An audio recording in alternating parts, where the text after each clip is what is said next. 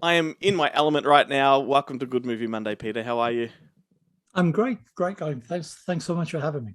Having you here is like me being a kid in a Candyland. I love this. So, as you can see behind me, Hellraiser 3, I am a massive fan.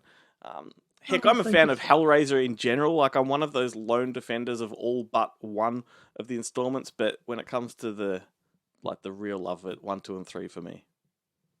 Well, that's yeah, the OG trilogy. So yeah, thank you. As far as I'm concerned, like Hellraiser 3 though is the ultimate 3-4 because you've got Clive Barker, you've got yourself, and you've got Anthony Hickox, and three names that I just love. Um, because if you can't see behind me, I love Tony Hickox. He's got Warlock right there on the wall as well as Hellraiser 3. Absolutely. Uh, You've actually got a little Paula Marshall double bill poster there, right? Because Paula was in.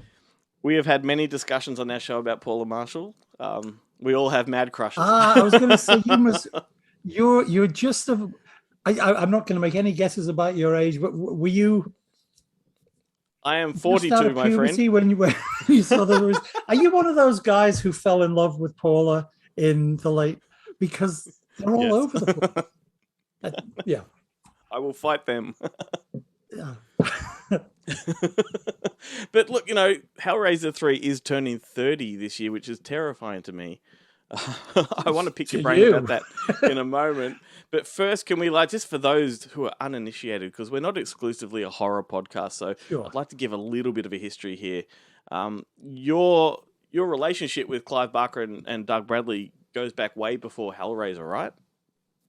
Yeah, we're all three of us are from Liverpool in England, and they had gone to the same high school. I went to a different high school, but the drummer in my band was the younger brother of a girl in the not quite a theatre company yet, but a sort of little wannabe arts collective they had going. And Clive's 3 years older than me. Doug's 2 years older than me.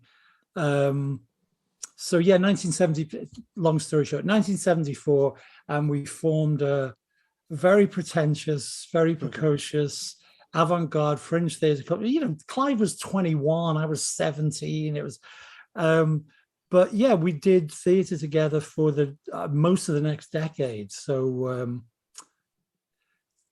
the older you get, the less long 7 years sounds. Yeah. But when you're young, it's like your 4 years at high school Mm, is a massive chunk of perceived time, even if yeah. it's not a chunk of real time. So yeah, so we went So you back. were you were all chums long before he even thought about the Hellbound Heart, really. Oh yeah, yeah. Amazing. Yes, this was long before Clive had written. Yeah. He was our resident playwright in this, as I say, this French theatre company, which played to audiences of three or four Mm. usually. And I don't think I'm telling tales out of school at all to say that Clive wrote the books of, which made his, again, Yeah. for your mainstream viewers, Clive became very famous, at least in our mid-sized pond, for writing 6 volumes of horror stories called the Books of Blood. And I'm here to tell you, he wrote that as a side hustle to make enough money because we weren't making money as a theatre company. And Mm. if he could support himself by doing a few little horror stories, get a bit of money, it would underwrite his ability to keep writing plays for the dog company. Little did we know. Oh my goodness. And given that you were like all creatives in a live performance space, were you guys dreaming of movies at the time at any point? We actually made, like a lot of precocious little fuckheads do. We had an 8mm. This is the dim and distant prehistoric past. You couldn't make a movie on your iPhone. There were no Yeah. iPhones. We had a silent 8mm movie camera, and then somehow we talked the local arts council into giving us a £600 grant to make another movie, and we bought a 16mm Bolex silent. Yeah. So yeah, we were old hands at movie making because we'd made The Forbidden, Yep. In I think I've seen that. Like it's out there on the internet somewhere. eventually, yeah, I mean, it was unfinished. We shot it for 3 years. You can literally see me. Well, not quite hit puberty because I was already 18, but I was 18 when we started filming it and 22 when we finished. And there had to be 30 hours of footage because we just kept going. But there was like a 40-minute digest release sometime in the 90s. So yeah. Amazing. And then like moving forward, like Hellraiser comes along. I think that speaks for itself because its legacy is ginormous. But then you came onto the picture with part 2. Yeah. And you know, it's got to be one of the great sequels of all time, like let alone horror, but just of all time. Tony Randall directed that one, but he was involved with the first film. So how did you get involved, like with number 2, when you weren't part of number 1? Well, I think because as ever in maybe in life in general, but certainly in the arts, in music, in movies, in publishing, you just call the guys you know. You know, it's like Tony had been what we pejoratively call a suit. He'd been an executive at New World Pictures, who were the American financiers of Hellraiser. But he'd been sent over by New World to supervise the second half of the Hellraiser shoot. And I guess Clive and Chris Figg, our English producer, found him not enough of a prick, as executives go, to say, oh, this guy's got some good ideas. And Hellbound was never going to be a Clive Barker movie. Chris and Clive, who at that stage in their heads were positioning themselves as Britain's new Hammer, you know, the great horror movie company from the 50s and 60s. So Clive was going to go off and do another project. So they needed a writer and director. For the record, they had actually approached somebody else for both jobs. Tony and I, you mightn't have been talking to either of us today. It was a lovely horror writer called Michael McDowell, no relation to Malcolm. And he had written Beetlejuice, which I guess was his biggest credit at that point, and was well known as a horror novelist, again, in our little field.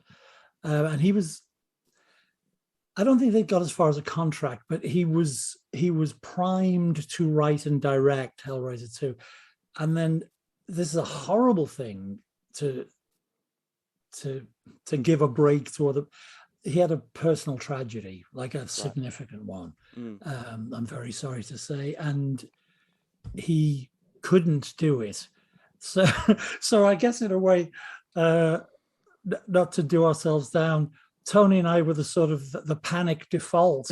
It was like, well, we're going to need a writer, we're going to need a director, and Clive is, you know, well, my old mate Pete, I did theatre with him, he can write, and that guy, the suit, Tony. So I mean, I exaggerate for comic effect, but that was basically it, you know. And so, yeah, I mean, it's hilarious. It's hilarious. It's barely exaggerated. I mean, that was the situation. It's hilarious to think that, like, you know, one of the gnarliest, most gruesome horror films of all time was directed by a suit, for one. And then, you know, because the thing is, he didn't look like a suit when I met him. Because we each had. I'd done, I believe, 2 drafts of Hellbound before they flew Tony over. They put us both up in London hotels, and he'd read my drafts, and he was expecting to meet a pierced, tattooed, leather jacket, chrome-studded mohawk punk prick, and I was expecting, if you'll pardon my French, some cunt in a suit, and then we opened the door on each other, and we were 2 31-year-old men in casual clothes. You know, it was like, oh, basically we're looking at each other, you know, yeah.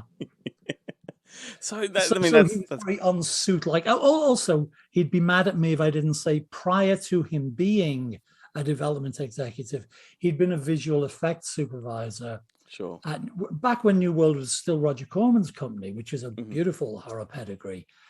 Tony had been hired by Roger to be visual effects supervisor. He worked with Jim Cameron and Gail Ann Hurd on Battle Beyond the Stars, for example. So he'd been a creative who made a sidestep into suiting, and then we got him back. We saved him.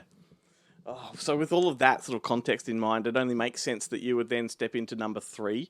And I think the shift in tone and atmosphere between number 2 and 3 is as bold as the shift between 1 and 2. Whose idea was it to bring the story to America? I don't know. Well, here's the thing. You say bring it to America. Where did Hellbound take place? And it's not a trick question. I'd like to know. Because if you remember the first movie, Hellraiser, obviously American financing, but shot independently in the UK. Second one, American financing, but shot at Pinewood, the legendary Pinewood Studios. In the first one, there's a lot of dubbing. So like, I think you do see a London bus at one point, but most of the supporting characters have American accents. So people have been asking this for 35 years. Well, where does Hellraiser take place? And it's, somewhere in the middle of the Atlantic, in England, America. And Hellbound, the cops have guns in Hellbound. So again, it was shot at Pinewood. It's Ken Cranham, our mad scientist, is clearly English. Julia Claire Higgins retains her English accent, but the cops have guns. And Kirsty's American. Bill Hope is American. Well, Bill Hope's technically Canadian, but plays an American. So I don't know what kind of. I don't know how much of a conscious this time we're setting it in America. Any of us thought. I think it had just osmosed into being America. By I put it this way, there were at least four. I've written a whole article on this about the 6 versions of Hellraiser 3 you didn't see. All of them very distinct, separate projects, separate chains of titles, separate stories. The one that happened, the one that you saw, was the 4th one, maybe. Then there were a couple more after it, but then we came back to it. And that was the one where, unfortunately, Clive, although he came back when Miramax distributed number 3, he could not come to terms with Larry Coppin, who ran Transatlantic. So during development, writing, and production of Hellraiser 3, Clive wasn't there. So that story was a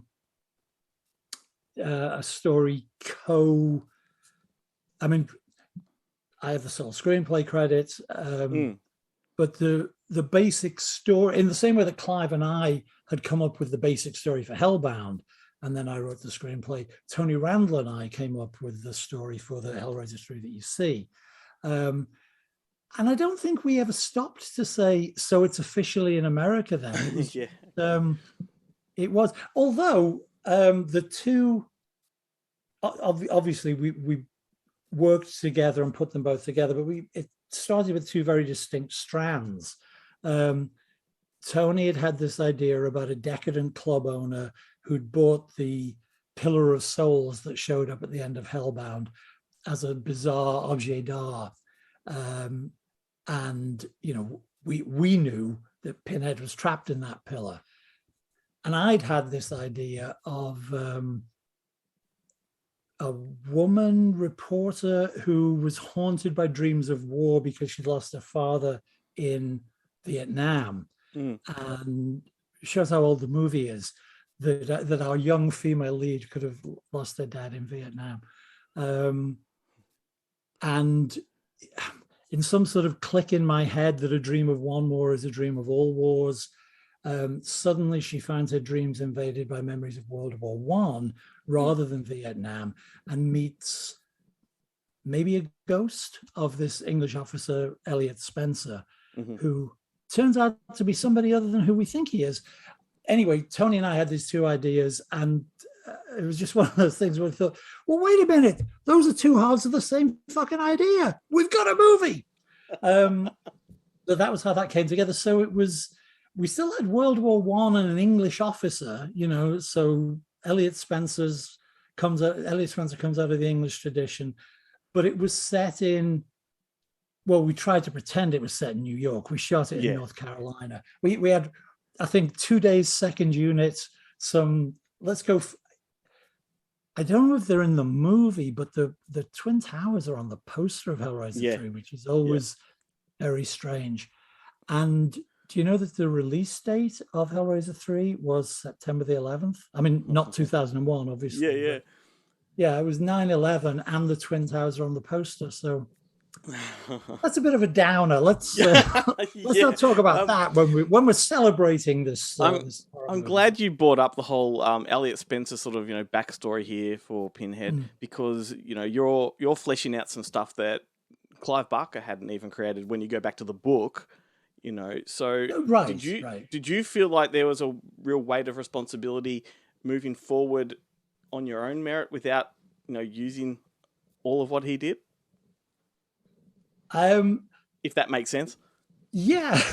Yes. Well, are you talking about Hellbound as much as Hellraiser 3 now in that sense? In a way, I mean, Hellbound, Clive was sort of integral to the story, but whereas number 3, the story together before, whereas number 3, he was not so much as involved. Right. I was just trying to think, you know, at what stage I felt more.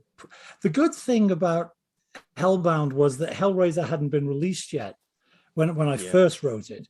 So it wasn't like I had the pressure of, I've got to write the sequel to a successful horror movie, and one in which our old mate Doug is suddenly becoming the new horror icon. You know, along with we got Freddy, we got Jason, we got Michael Myers, we got Leatherface. Now it's Doug. So that hadn't happened. Yep. I'd seen the movie though, so I knew I was writing the sequel to a really good horror movie. So that was pressure enough. But at least it wasn't. Am I going to destroy this franchise before it begins? But with number 3, no. I mean, obviously, you know, Clive and I, as we said earlier, we were old friends. So it's not like I just quietly went and wrote it without him being involved. I did the moral duty of calling and saying, are you comfortable with me doing this? Yeah. And, you know, God bless him. He said, I'd rather you did it than anybody else. So, you know,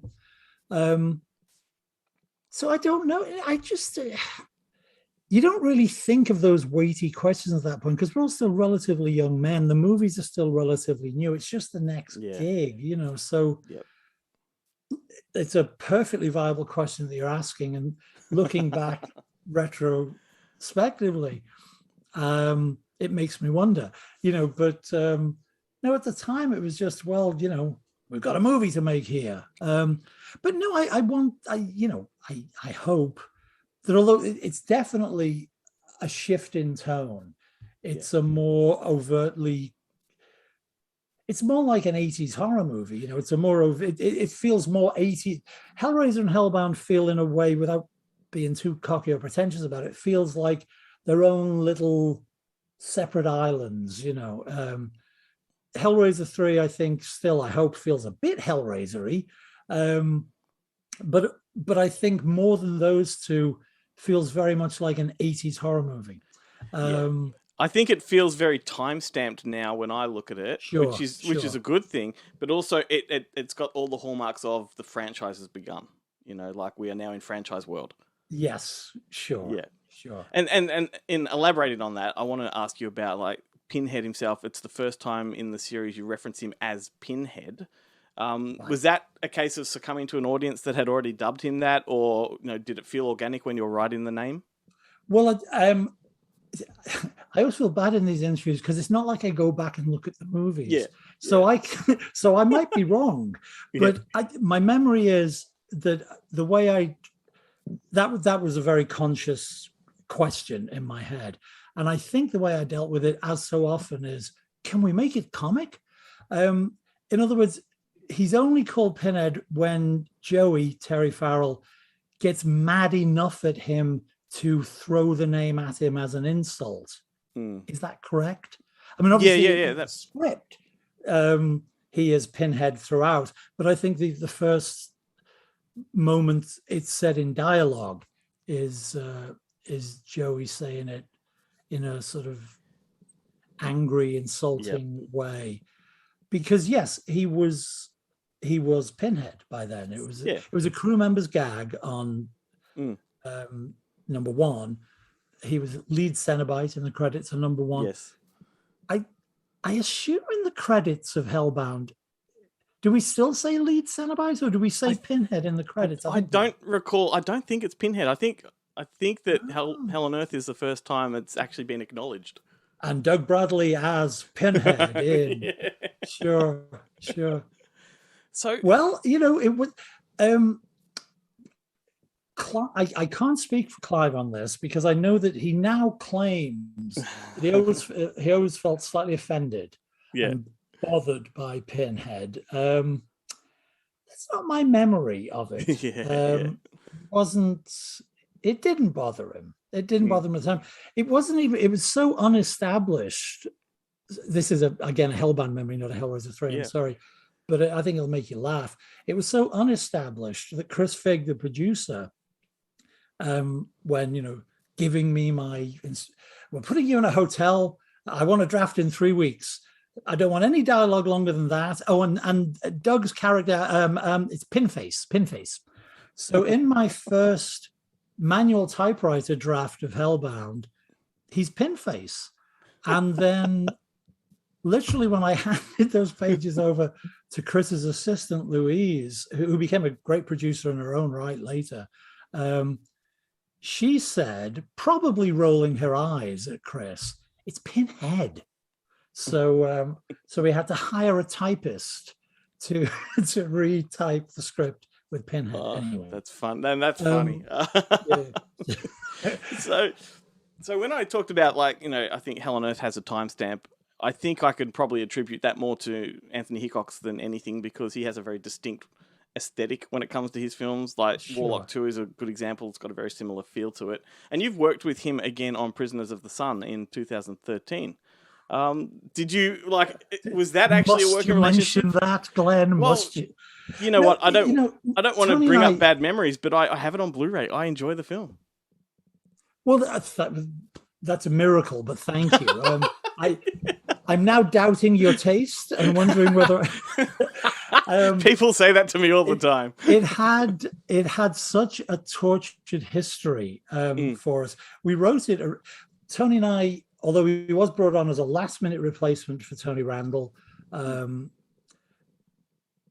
It's going to be a funny tie-in actually with Prisoners of the Sun.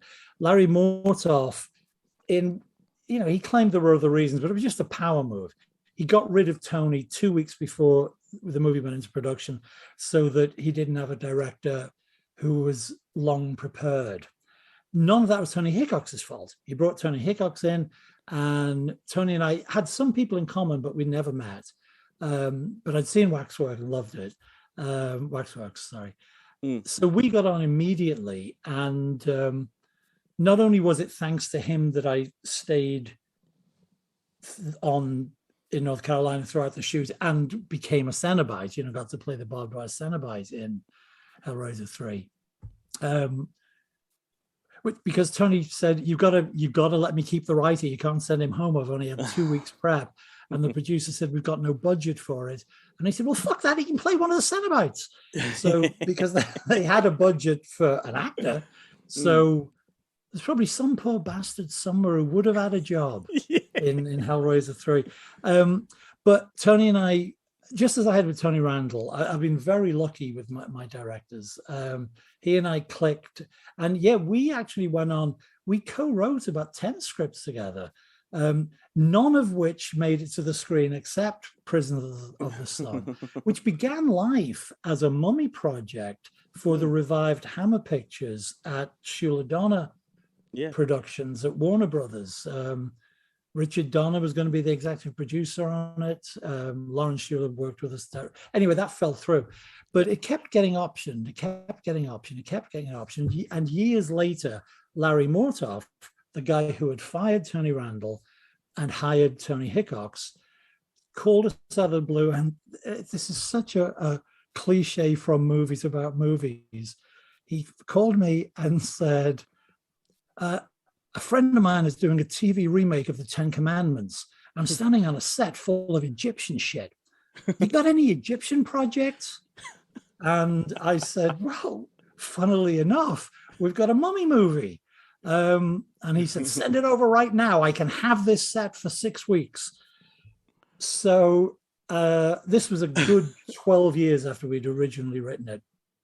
So Tony and I polished it up, removed a few dated references, time-stamped it. And then Mortov pulled the same trick. 2 weeks before the camera rolled, he fired Tony Hickox. So it's obviously a knee-jerk move that Larry can do. And then I have to, thank you so much. I'm glad somebody enjoys the movie. That's great. We loved the script. We really, it was one of the better ones that he and I did. But for whatever its faults are, and I'm sure there were many, we structured it as a supernatural science fiction mystery. And the guys that ended up making it, Roger Christian, who directed Battlefield Earth, no further comment, they decided that they would reveal the entire backstory of the mystery in the opening credit crawl. So to me, maybe not to somebody who came to it new, at that point, the entire movie, the audience is ahead of it. So it's like every time something happens, which we hoped would have been what's going on here? It's instead that's that thing, right? Like it said in the... So, and they also replaced my chthonic gods rising from their eons-long sleep with the same old tired Von Daniken shit about aliens built the pyramids, man. But it's got Charlie Chaplin's granddaughter in it. So that means that somewhere on IMDb, there's some kind of thread of connection. If we're playing 6 degrees of separation, there we go. Yeah. I didn't mean to take you down that rabbit hole, but I'm glad you kind of went with me for a bit. Sorry. And we've got to wrap it up in a minute, but one more little rabbit hole I'd like to jump into, because Wishmaster's turning 25 this year. Another example of me feeling old. It's a big anniversary year for me, yeah. Yeah. I connect memories to this one. I was in New York City. I remember being in Times Square and seeing buses drive by with Wishmaster all over them. Like, it's really? Absolutely. And that's where I first knew about it, because it said Wes Craven Presents. I'm a horror kid. I'm like, I adore that. And so, that's my connection. I don't want to... How old were you when you say horror kid? Teenager. I'm 42 14, now. 15, 20? Yeah, I would have been about 17 maybe. Okay, yeah, right. So, yeah. Yeah. But, so that's like when I saw buses with Palmer's Carry on the side or something. Yeah, totally. Actually, I was older. I was 22 by then. But yes. We're brothers in the same tribe, though separated by 20 years or whatever. That's it. But such good memories. And the Hellraiser, I'd like to revisit for a Hellraiser conversation. I'm sorry, a Wishmaster conversation, because that first film is a doozy. Like, I just thank you, sir, for that one. Oh, well, thank you very much. Thanks a lot. That's... But yes, as I was saying, to wrap things up, it's hard to believe that Hellraiser 3 is 30 years old, but it holds up really well. I have it on my wall. It's not coming down anytime soon. I've been waiting years to have a chat with you, so I just thank you so much for making time to have a chat with me. Oh, no, it was great. I really, really appreciate it, Glenn. Thank you very much. In Hellraiser 1, Clive Barker showed you his vision of a private hell. In Hellraiser 2, he took you on a journey inside the Inferno. Now, the terror returns in mankind's final confrontation with evil.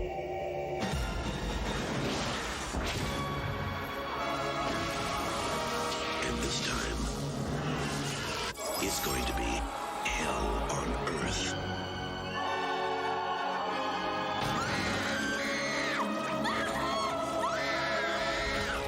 Jesus Christ. Not quite.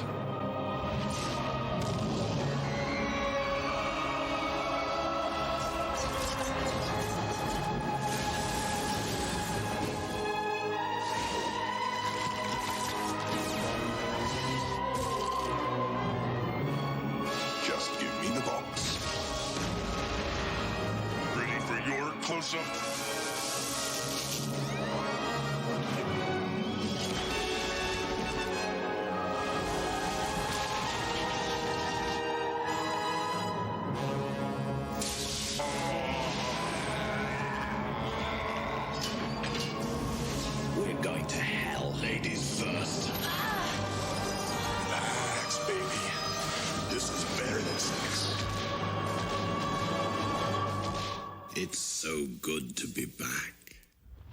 Clive Barker presents Hellraiser 3, Hell on Earth.